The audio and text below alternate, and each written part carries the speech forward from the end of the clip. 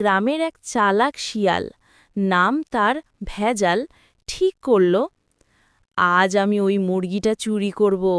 ডাইনির ভয় আমি পাই না। রাত নামল, চারপাশে ঘন কুয়াশা। শিয়ালটা লুকিয়ে লুকিয়ে ডাইনির ঘরের দিকে এগিয়ে গেল।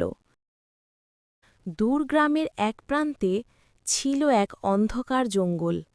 সেই জঙ্গলের মাঝখানে দাঁড়িয়েছিল একটা পুরনো কুঁড়েঘর। কড়কড়ে কাঠের দরজা, ছেঁড়া পর্দা আর ছাদের ওপর ঝুলে থাকা বাদুড়ের দল। সেখানে বাস করত এক রহস্যময়ী বুড়ি। সবাই তাকে বলত কালো ডাইনি।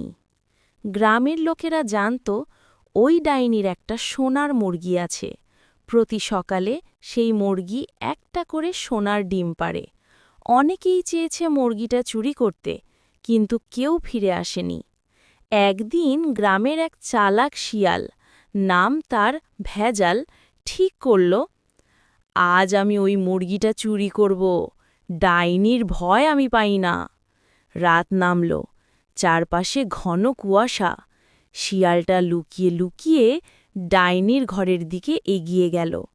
দূর থেকে দেখল ঘরের ভিতর হালকা আলো আর ডাইনি বসে কিছু জাদু করছে।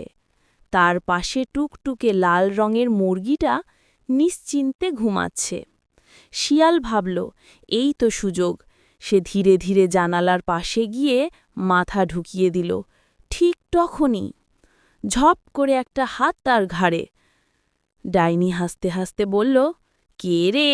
আমার ঘরে চুরি করতে আসছিস?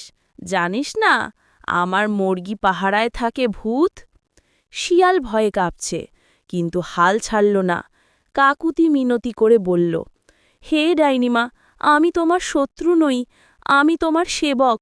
তোমার মুরগির ডিম পাহারা দিতে এসেছিলাম। ডাইনি একটু হাসল, তারপর বলল, তাহলে আজ রাতে তুই পাহারার কাজ করবি। যদি সকালে মুরগি ঠিকঠাক থাকে তবে তুই বেঁচে যাবি। শিয়াল রাজি হল, কিন্তু মনে মনে ভাবল, রাত ফোরানোর আগেই আমি মুরগি নিয়ে পালাবো। রাতের মাঝপথে ডাইনি ঘুমিয়ে পড়ল। শিয়াল নিঃশব্দে মুরগিটা কোলে তুলে নিয়ে আর দৌড় দিল বনের বাইরে।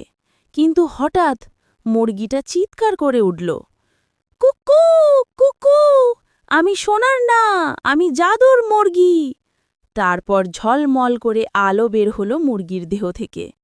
চোখের পলকে শিয়াল দেখল শিয়াল নেই, সে এক লাল রঙের পাথরে পরিণত হয়েছে। ডং!